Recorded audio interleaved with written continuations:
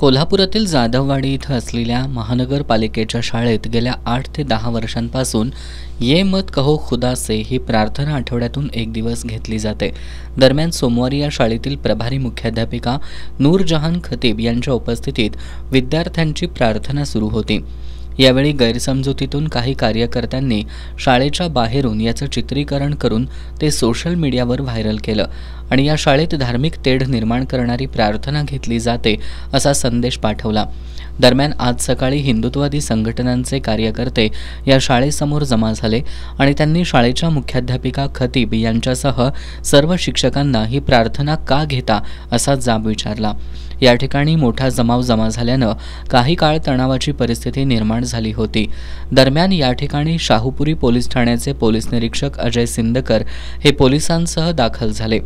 यावेळी तिथल्या स्थानिक माजी नगरसेवक राजसिंह शेळके यांनी या शाळेत ही प्रार्थना आठवड्यातून एक दिवस गेल्या 8 ते 10 वर्षांपासून घेतली जात असून यामधून कोणतेही धार्मिक तेढ निर्माण होत नसल्याचा खुलासा केला।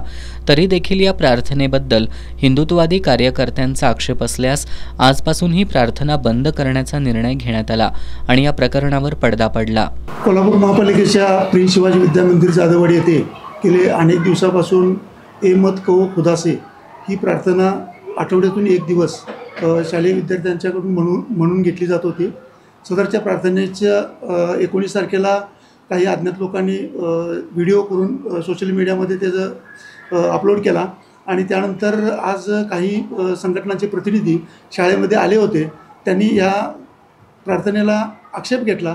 त्यामुळं मुख्याध्यापक आणि आमच्या शालेय समितीनं आज निर्णय घेतलेला की इथून पुढं ही कविता किंवा ही प्रार्थना शाळेच्या विद्यार्थ्यांच्याकडून म्हणून घेतली जाणार नाही आणि याबद्दल ज्या कोणाच्या जर भावना दुखावल्या असतील तर त्यामध्ये मी शालेय प्रशासनाच्या वतीनं सगळ्यांची दिलगिरी व्यक्त करतो। या प्रकारामुळे या ठिकाणी काही काळ तणावाचं वातावरण निर्माण झालं होतं।